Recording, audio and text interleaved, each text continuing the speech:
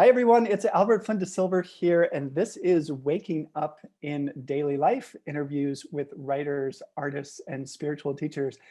And I am so happy that you're joining us today, and even more delighted to be here with Barbara Becker, an incredible author and humanitarian and hospice worker. And we have a fabulous conversation about her forthcoming book called Heartwood that we're going to hear about.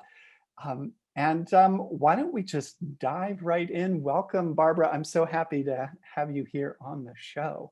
It is so great to be here with you, Albert. It has been a few years since I last saw you. I was actually a student in your class at the Omega Institute, and I can't say enough about you, so I am really honored to be here. Well, what a delight. And that is, for everybody listening, that is the context here, a little bit of the context. And I think that was in 2016, I want to say, or 2015. That could very well be. I was thinking about how long it took me to write this book, and I've been working on it for about 10 years, so it's very possible that it went that far back. Wow. Well, that's great. I want to get into that whole process and journey, but first I want our listeners to learn a little bit more about you and your work, because you have done an amazing amount of travel and humanitarian work around the world and hospice work. And so tell us a little bit about your journey and your work in the world, and then maybe how this book came about. Sure, I'm happy to. So I did not start out as a writer. I started out as a human rights worker, working with activists in some of the most difficult conflict situations around the world, from Syria to then called Burma to Russia, all throughout Africa, looking at working with activists to elevate their stories of the difficulties they'd been through. Some of them had been tortured in the line of their work, had been in solitary confinement for years upon end. So my job was really to tell the stories of other people. And it was such an honor to do that work. And I found in the course of that career, I was spending a lot of time writing other people's stories. And I wrote op-eds. I ghost wrote a ton of op-eds for the leaders of nonprofit organizations on foreign policy. And at some point I said, I think I have my own story to tell as well. And, it's now or never. I should really just start it, because this career is exciting and there's another part of my life that I want to tell as well. Yeah. That's beautiful. I love that. And just to I want to, throughout our conversation today, I want to really celebrate the book. And it's called Heartwood, Living with the End in Mind. Is that right? Do I have the full title? Yes, The Art of Living with the Art End of in Living, Mind. even and I better. am telling you, coming up with a subtitle is one of the hardest things an author will ever do, because within that, you hope to tell part of the story of what you're writing about. So Heartwood is a memoir. It is my first book. And it was catalyzed by the tragic story of my earliest childhood friend, Marissa.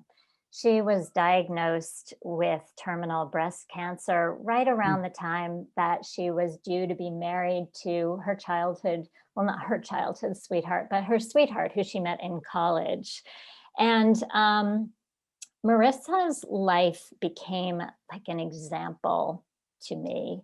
She went ahead and married her David anyhow, and they lived as happily and as deeply as they could for the amount of time that she had left. Wow. And she was given a year to live after a course of many treatments. And I took on this quest for myself to imagine if I could live my life more richly, if I lived with the idea that I too am mortal. We all are. What would it be like to live with the end in mind in my own lived experience? So I sort of went on this parallel journey to Marissa's, and it changed my life to think in that way, to think that there might actually be some gifts in the hardship, that there could be openings of connection with other people, of deep love, and interconnection, of journeys that I had, bucket list ideas that I had that I'd been putting off because, oh, I was healthy and young and I didn't have to think that way. So, it was really a test of this idea that saints and sages have said forever, from the Dalai Lama to the Prophet Muhammad to Henry David Thoreau, and even people in our own lives who've had brushes with death, that death can wake us up and be Mhm. a gift in a way, as hard as it is. Yeah, and there's that quote. I mean, I jotted this down as I was reading the other day, that death will, and I forget who it was in your world who said that out loud, or you said it to yourself, but that death will wake you up, which is, it kind of goes contrary to, not even kind of, it goes contrary to the whole like Western ethos of, pushing away death. And, death has this like dark cast to it. And, it's like this huge fear around it in our culture. And I'm curious how you kind of worked with that, in this process. I mean, in your own life and in your own journey, uh, how you worked with that to sort of to change it into not this sort of like dark, foreboding, like terrible thing, but that it was somehow integral, if that's the right word. Yes, you are so right, Albert. We live in a death shy world. I mean, we do every last thing we can to push death aside. We make up corpses to look like they're living, Right. and we put our elders in nursing homes kind of tucked away where it's hard to interact with them. And really everything we do is to not tell the story of death. So I decided that I was going to go full out and take it on. So I looked up classes and how to learn about doing hospice work. And I encountered two Zen monks in New York Mm. City, who started an organization to do just that, to train people in working with people who were ill or terminally ill. And Mm. parallel to that, to work with them in a Zen type way. So we would be meditating, we would be engaged in deep contemplation and dialogue with our classmates on what we were experiencing and learning in the process of confronting the mortality of others, but also what that meant to our own mortalities. And you're Mhm. right, that quote about death waking us up was one of my Zen teachers. And they had such a way, as the Buddhists do, to say, look, confront death right in the face. Life isn't worth living unless you're thinking about your mortality and using that to wake up. Mhm. Yeah, that's beautiful. And I probably won't get this quote right, but there's something I read at one point about the from the Dalai Lama around this, something to the extent that if you're not contemplating your death on a daily basis in meditation, that you're not really living. That's Is that, right. do I have He that he right? has said that. He has said that. He has a beautiful book with Archbishop Desmond Tutu where he That's talks right. about Yeah. his own daily practice of contemplating mortality. And Mhm. it goes way back. I mean, the early Buddhists sat in Mhm. what was known as charnel grounds, where Right. the bodies were left. Often the ground was frozen. Mhm. And they would put bodies out to be devoured by animals, by vultures, and monks would sit in these charnel grounds and look at bodies in various states of decomposition. Mm, So flesh being torn apart, skeletons, really looking at that and looking at the terror that that would naturally arise in anyone. mhm. Yeah, it's so interesting that we do have this very primal urge to it's kind of a primal urge. It's self-preservation, right? And it's that life energy and that life force that wants to continue. And I think it's both physical and visceral, but there's also a psychic element to it, right? And I think one of my big questions is like, how do we reconcile that like sort of almost desperate yearning and that natural yearning to cling on and to hang on to life with a sense of letting go and like, oh yeah, the reality is I could die at any moment, right? And that there's this truth that's one of the, as you say in Buddhism, it's one of the primary tenets, the temporary nature of existence. So I'm curious what that balance point is for you. Yeah. And my family had a deep friendship with an author named Sherwin Newland, who wrote a book called How We Die, which Mm, won the National Book Award. He's a physician. He was a physician who looked at really the deep pain and really the kind of ugly deaths we do die from. I mean, it's mhm. not always this Hollywood ending where our eyes close and the curtain rustles and, Right, off right. we go into the light. It is really hard. Um, so I got to know Shep, as my family called him, a little bit, and we talked about death quite a bit because he knew I had this interest.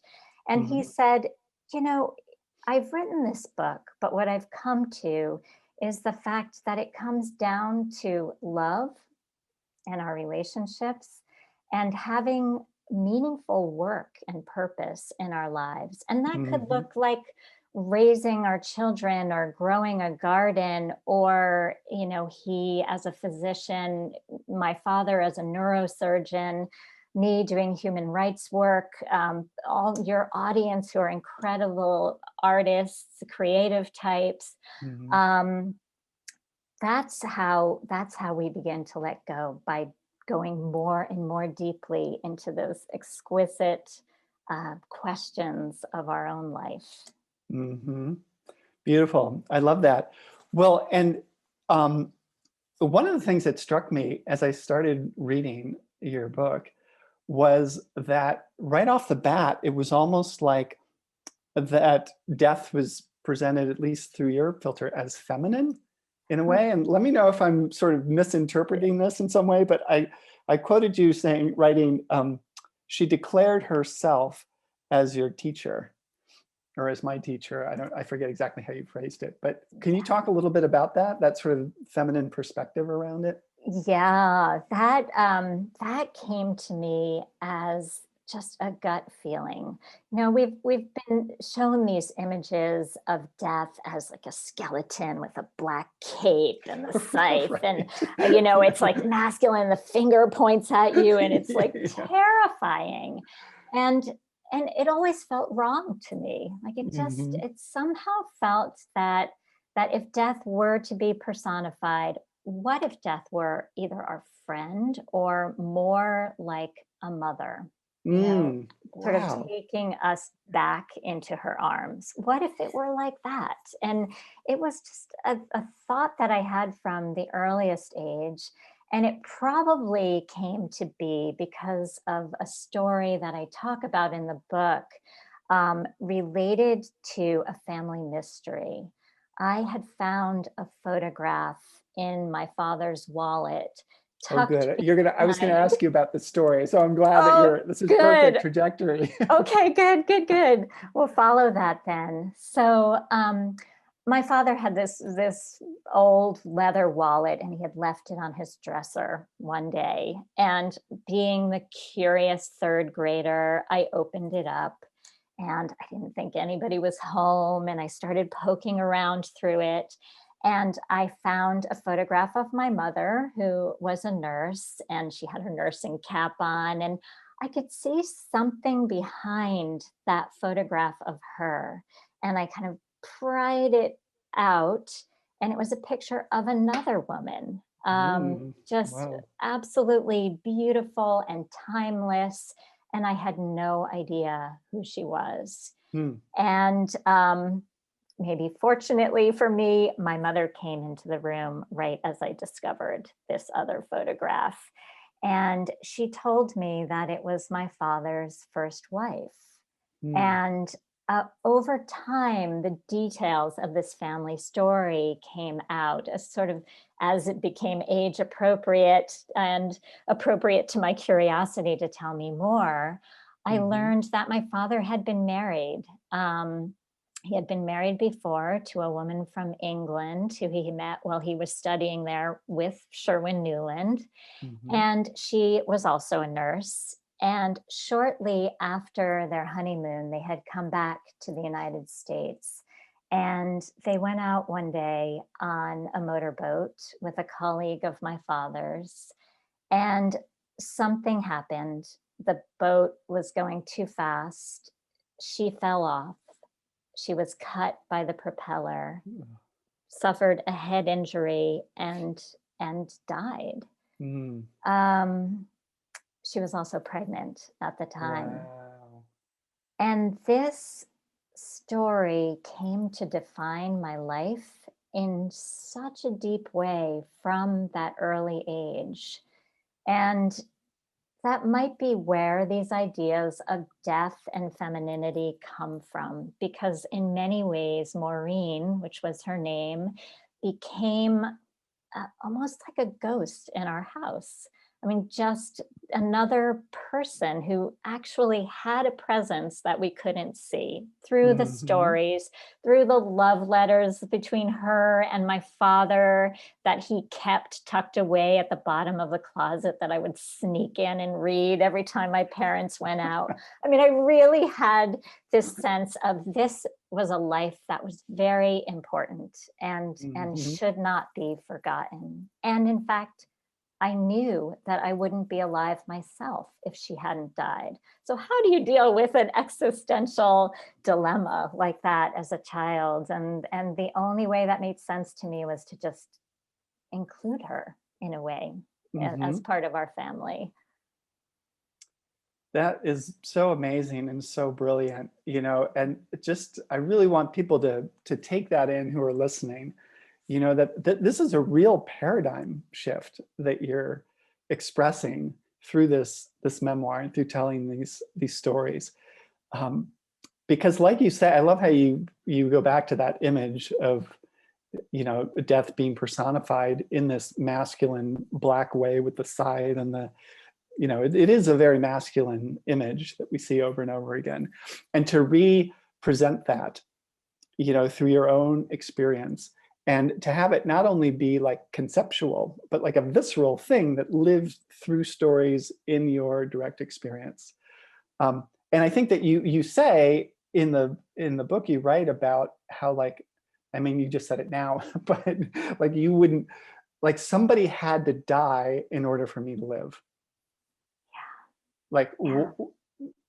can you talk a little bit more about what that, like, in terms of your consciousness and your awareness, how that shifted things for you in terms of perception on Yeah. what's really going on here, like Yeah. here in the human experience. Yes. Well, I learned that we make our own accommodations to loss.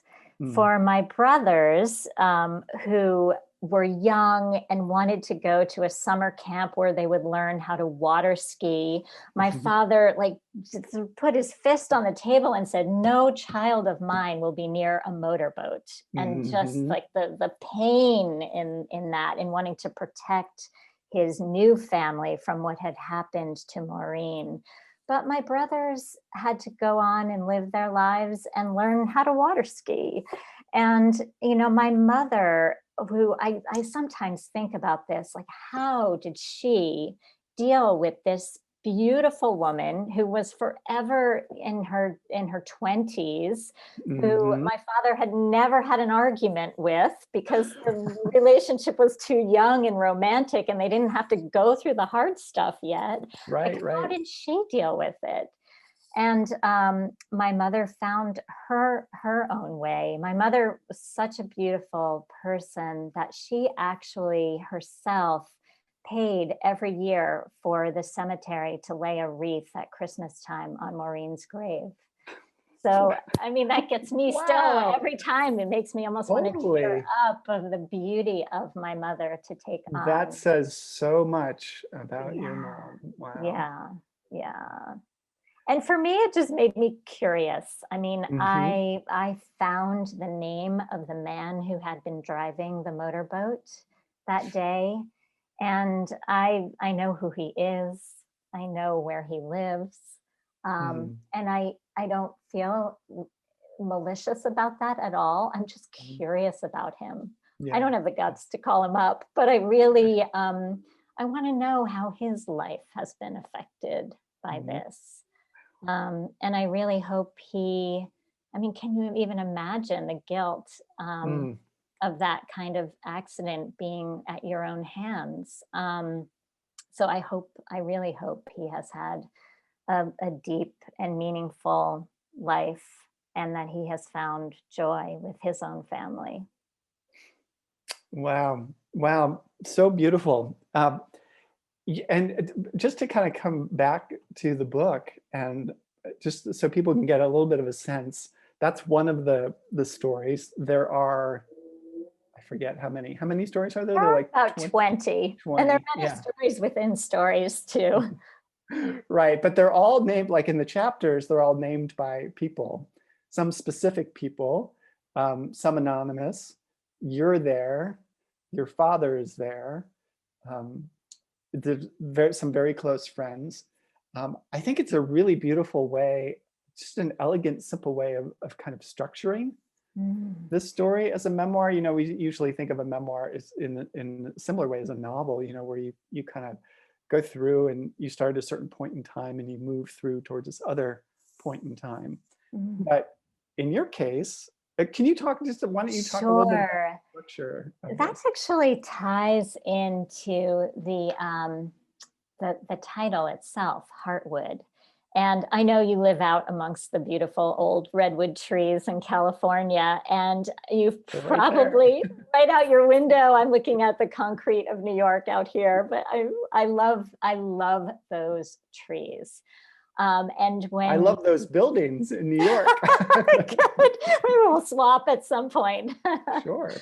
um, so so when you go and you visit those trees, especially as a tourist, you'll often see that cross section of the tree where they actually put little pins in and they tell you by the growth rings of the tree how old the tree is. Mhm. Um, and I learned that the center core of that tree is called the heartwood, and it's the supporting pillar of the tree.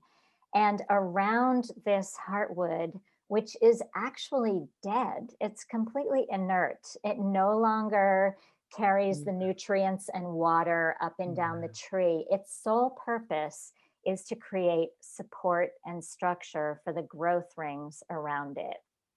And as time goes on and you move from, the center of the tree to the time when the Vikings came to North America and Oxford University was founded and Genghis Khan, and you're looking at all the history of a tree, Yeah. the closer in growth rings become heartwood. They Mm, actually die and become the mm, strength and the essence of the growth rings around it. So that just struck me as so beautiful. And the structure of the book came from that idea. I mean, some of the people in those chapters you were mentioning are my heartwood, and some of them are still my growth rings. And mm. I think of both of my parents who have now passed away as my Heartwood. My mom and dad are in my Heartwood. My aunt is in my Heartwood. Marissa, Maureen are my Heartwood. Mm. And someday I will be Heartwood too. And that somehow makes it okay. Oh my God, this is so good. What little hair I have left is standing up on end. I just love this. And I hope everyone listening is really taking heart of this metaphor. This is such a brilliant and beautiful way of structuring a book, of thinking about a writing project, whether that's memoir, whether that's novel, whether that's a script or a book of poems. Thinking of it like the structure of it in metaphoric terms and how that can really inform the whole storyline and the whole trajectory of your project. So I just love that. This is one of the best, I have to say, this is one of the best sort of metaphorically structured books that I've read or seen in a long time. Thanks, And Albert. I had heard early on that it is very hard for new authors to publish books of essays. And in my mind, these were all separate stories that I wanted to tell. So landing upon a metaphor that tied it all together felt very important to the telling of the story. And it's something to consider for writers who are thinking how to present a body of stories from their life, or you know, even fiction stories. What is the central theme that can keep it all together? beautiful. Yeah, thank you for saying that. This is a big thing that we come back to over and over and over again in my workshops. And I'm doing this new program now called the Mindful Author Accelerator. And it's an ongoing comprehensive program that's about process and about the journey of going from inspiration to publication. And so this is gold. This is so beautiful. And I love hearing you talk about your book. Let's go back a little bit, like maybe, I don't know, 8 years ago, um, or 10 years ago even. When did this conception for the book come about? And what was Mm. that turning point where you finally said, okay, I've thought about writing a book. I know how to write. I have some stories. Time to do this. Yes. Well, honestly, in all honesty, attending your class was extremely helpful to me, because what you did at the Omega Institute reminded me that I was a creative person.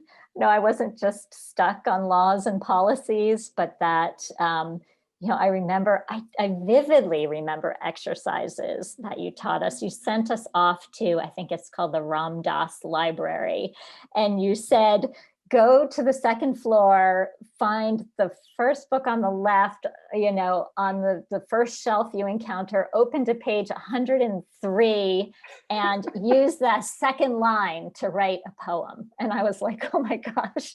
But what flows from that is incredible, you know, and you're with a supportive teacher and supportive classmates. And by the end of that workshop, I really felt like, okay, I can do this. It gave me this incredible confidence. So thank you, Albert, for that. Wow, that's beautiful. Thank you for saying that. But really, let's go back a little even further, like, you know, within the context of your life. And at the very beginning of this conversation, you were talking about your travels and hearing all these other stories. So I'm curious how that impacted your own sense of being able to write your story. Yeah. Well, it's sort of a bit of a spoiler alert, so I don't want to tell the whole story about who this person actually was, but I had a boss early on in my career who encouraged me to travel to Bangladesh and to create a series of documentaries that would be about this, loaning women small amounts of money to start their own businesses. And we were going to use these videos to convince the delegates at the United Nations who were gathering in Beijing that really you need to invest in women That's when you see advances in education for their families, and they'll put a roof over their heads, and everybody will be healthier and well fed. And I just loved this boss of mine. And she turns out to be a pretty big figure in the world, maybe. Yes, I don't want to tell you who she is. We'll leave it at that. But when I actually worked with Gloria Steinem at a point in my career, and she found out that I had worked with this woman, and she said, "Oh, you have to tell her story. We need to know her story." She was such a beautiful, influential human being. You can't not tell her story. So it took me many years to follow Gloria Steinem's advice. And finally, I thought I had to tell the story of this incredible woman, in my own words. So that was also inspiration for writing some of this up. And can I ask you, before the Omega workshop, had you been keeping journals? Were you writing? What was your writing practice or process like up until that point? I have some dear friends who live probably not far from you in California, and I had flown out to meet them, and they were bloggers, and I didn't even know what a blog was. And they sat me down at their desk the night before I left for the airport and put me on WordPress, and they said, "Okay, your blog is called A Year to Live, and you're just gonna write." And it was intimidating, but it was also liberating in a way that you could actually pop out. It didn't have to be a precise 1,500 words for the newspaper. It could be however many words you wanted. It could have photographs in it. It could tell personal stories. It didn't have to be perfect. You could go back and edit it if you wanted to.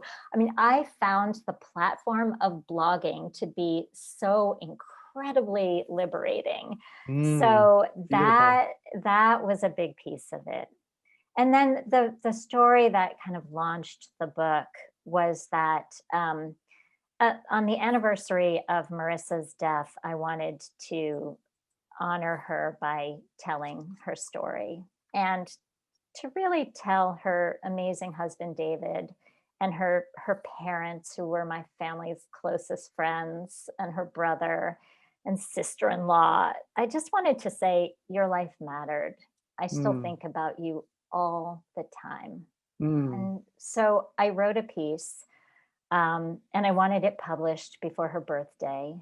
And there was a new online medium called Modern Loss.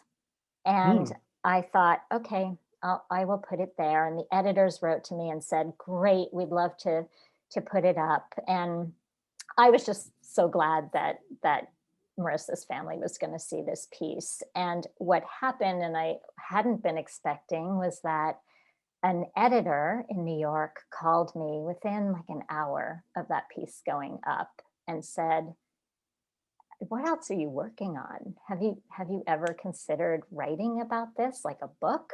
And I thought, oh my gosh, wow, like that's not supposed to happen. That wasn't what I was trying to do here. But I met with her, and she turned out to be my first editor at Flatiron Books, which is an imprint of Macmillan in New York City. And it went on from there. That's a great story. That is a brilliant story for our audience, especially. And so, but this never would have happened if you weren't willing to participate on some level, right? With the creative process itself, but also like reaching out into the world. And initially, it sounds like on a very personal level, right? Just born from your life experience and connecting with, your good friend's family. Yeah. Can you speak to that a little bit, about like that sort of drumming up the courage to participate, I think is the word that I want to use here. Yeah, I think that So I should say, first of all, when working with death and dying, that was like the farthest thing from what I thought I personally could do. And I Hmm. talk a little bit in the book about how I had been a candy striper as a kid growing up, and I didn't last very long. There was one child who was deathly ill, and they were taking me near his crib to take a look at him, and I full out fainted. I just I heard the sound of the tracheostomy, and I just didn't think I could do it. I didn't want to be near blood. I didn't want to be near death. I like, Hmm. maybe intellectually, philosophically, but not for real. So, so taking this class with the Zen monks really allowed me to go deep and to experiment with death. And I was encountering death all around me, as we all have. We've lost grandparents, and we have had miscarriages, which I have had. We have read stories about genocide. If we lived in New York, we lived through 9/11, less than a mile from our homes. Wow. Death is a part of our lives, but often we forget that. And it seems Hmm. like I have a person who has encountered a lot of death, and I don't know that I have encountered much more death than anybody else. It's just Hmm. that when I flipped the lens and started seeing life in that way, I realized that there's death around us all the time. Hmm. Um, and if we think about that broadly, there's the destruction of the environment. Now there's flooding, there's species that are disappearing. Um, a friend who read it said, I didn't expect this to resonate so strongly with my divorce. I mean, he's not dead, but I've lost this person in my Hmm. life. Or I lost this home that I had loved, and when I moved somewhere else, or in the midst of this pandemic, I have lost my kid, losing his chance to have a prom and to graduate in person with Hmm. his classmates. So loss really is a fabric, part of the fabric of our lives, and approaching it through this lens of learning to be with dying helped me look at the minutia, because it's really about slowing down and Hmm. noticing that everyday matters are not like just the quotidian, but where life is actually lived. Mm, beautiful. I love that. And I love how you talk about the attention, paying attention, also honoring the power of your own unique personal experience. I think as writers or creative people, sometimes we think like, oh, well, I'm not like, who cares about my life, right? I'm just like sort of this ordinary person. But to see that the role of personal, intimate stories resonates out into the world, like, and that it has importance.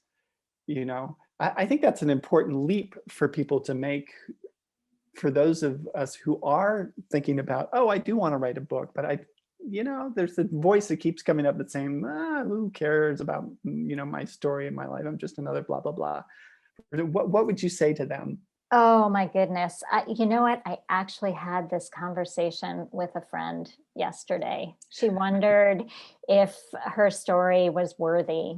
And Mhm. um, it's also a particular thing that we do to ourselves, because the people listening to us are like, oh my gosh, please tell that story. I need to hear that story. I need Yes. to know the lessons. I think that they will help me to live. Um, I think the creative process is so essential to figuring out about ourselves, figuring out how we want to articulate the meaning of our lives. It sort of becomes our legacy in a way. It is Yes. Yes. absolutely worth it to go on that journey. I think it might have actually been Gloria Steinem who said, you know what?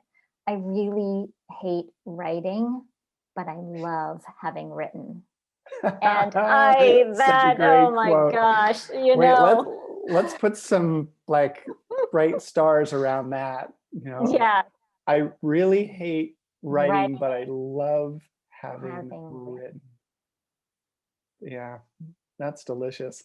isn't it? And oh Because it's boy, not easy, right? Can you talk a little bit oh, about the challenge oh, that Bert, you it's went through? terrible. Writing is so hard. I actually even gave up a family vacation because I thought I just needed to stay home and write. And my husband and my kids went to Cuba, and this brief Amen. window of time in which we had this opportunity to travel to Cuba, a place I have always wanted to be, because I was like, no, I have to do it.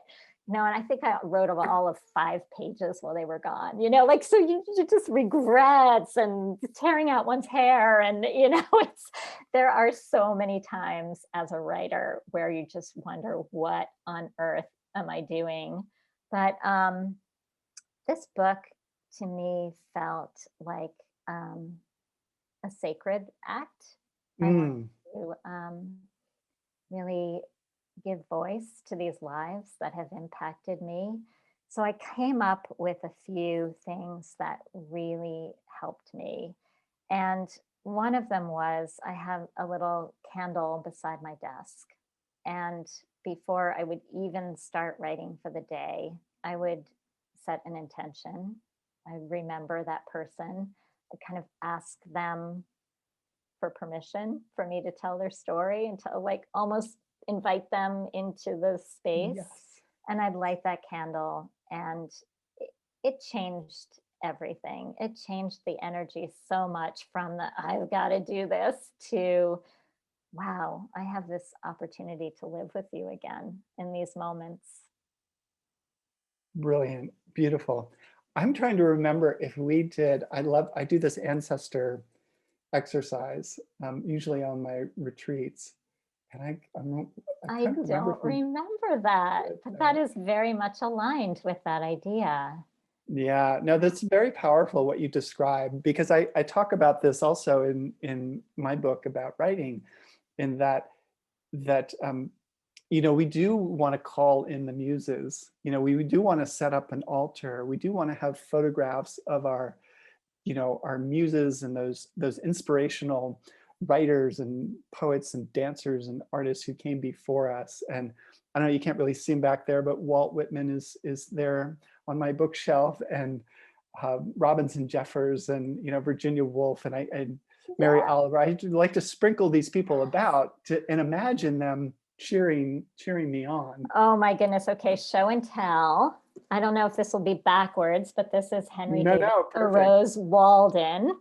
And this was my father's dog-eared, the spine is even cracking, version of Walden, which was I such love an it. inspiration for me for this book. And it also reminds me so much of my dad. I can Mhm. even smell these pages and call Yes. him up in my memory. So yes, having these sacred texts and role models around us, I think is really something I would encourage people to do. Beautiful. That's so brilliant and gorgeous. Now, you mentioned A Year to Live, which makes me think of Stephen and Andrea Levine. Yes.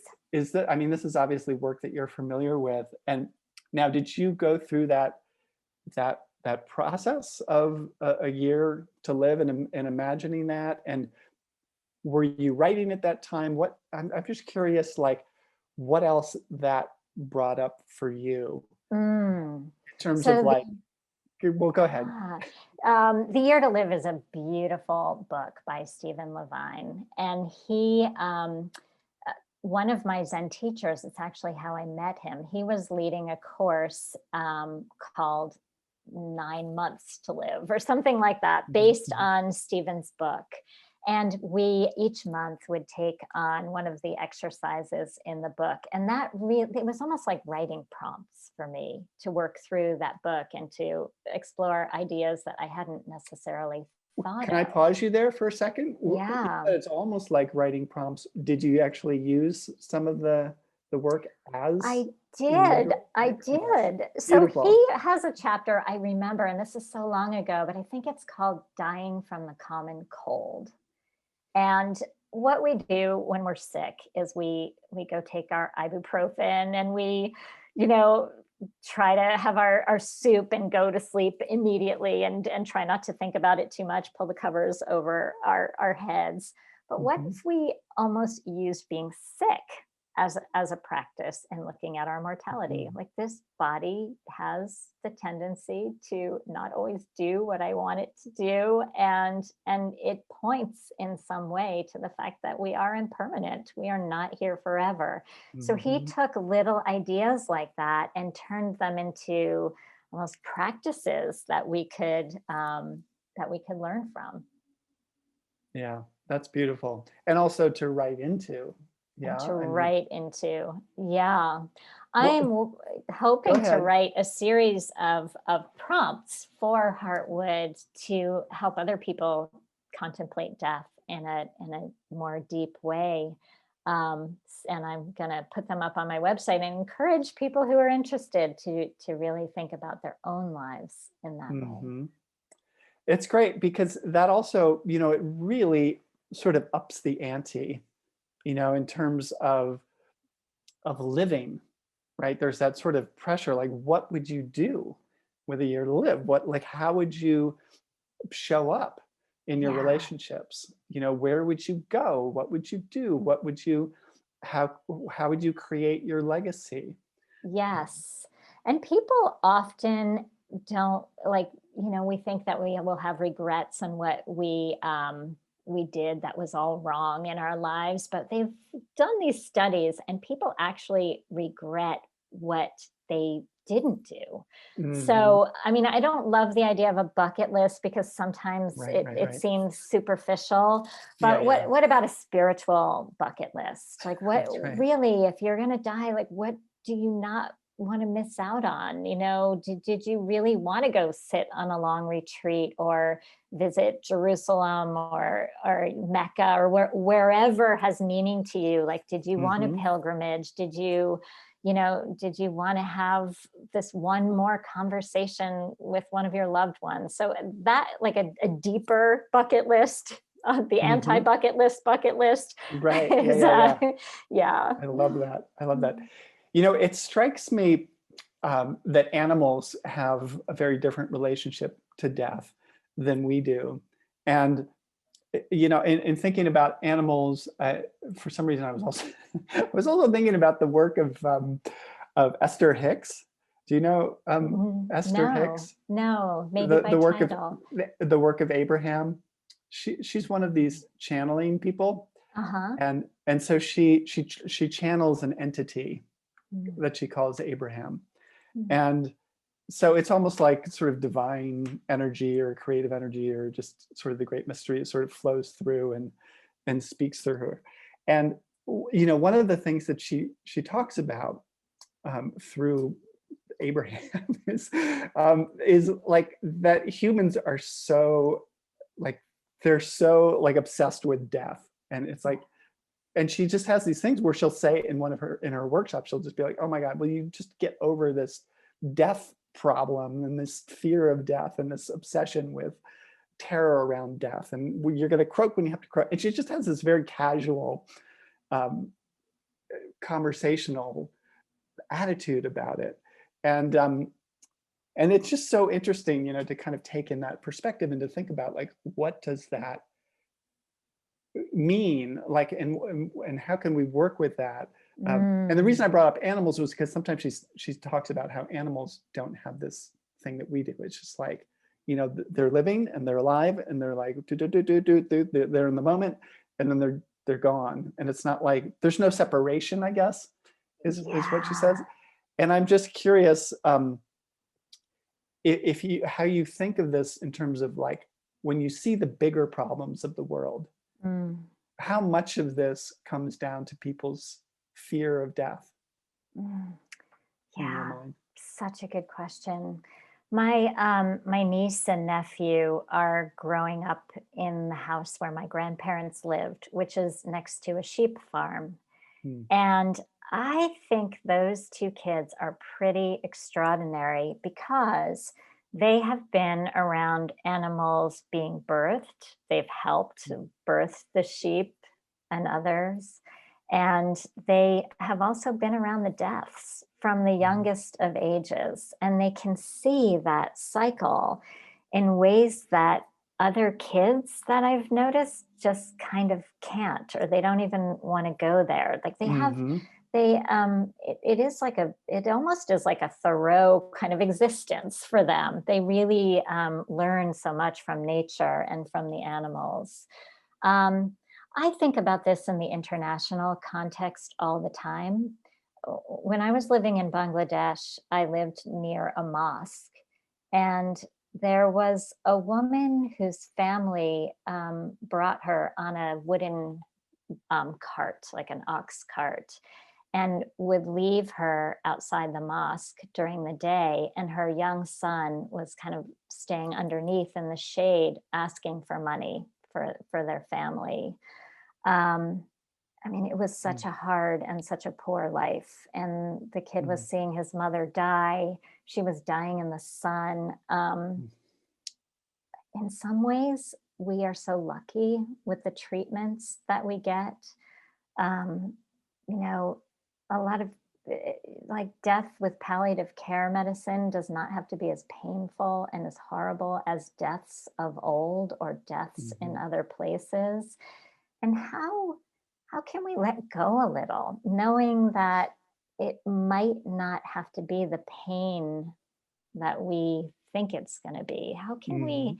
How can we sort of ease away from that and more focused on the living than the actual pain and torture of it?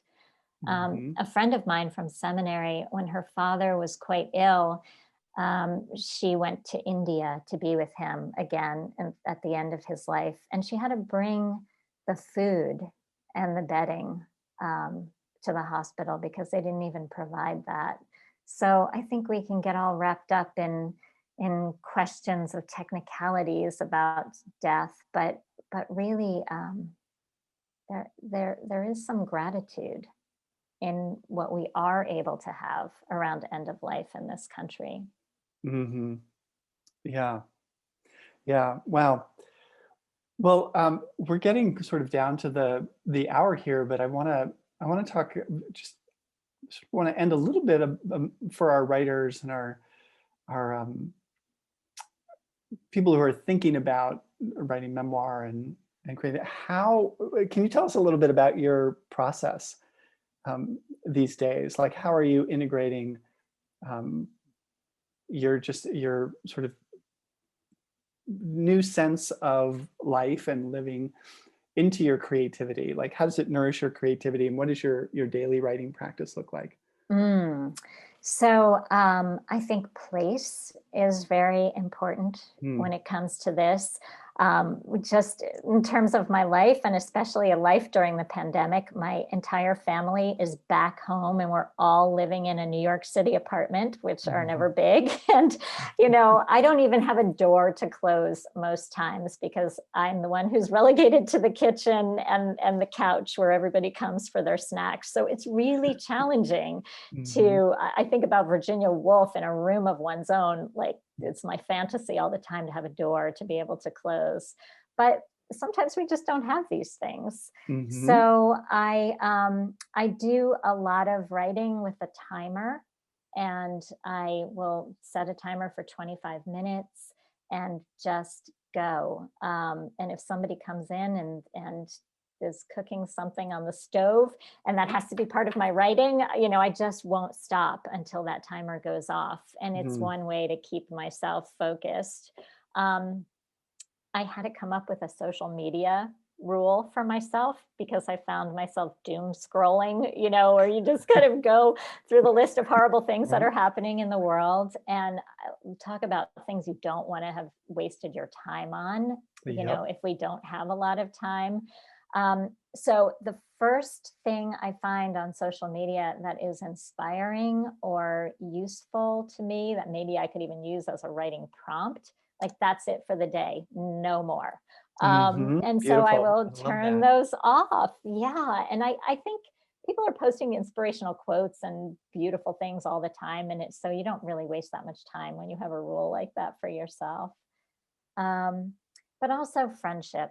Having Mm. writing friends is like critically important to me. And my editor laughed. She said the acknowledgments of your book are just as long as any of your chapters.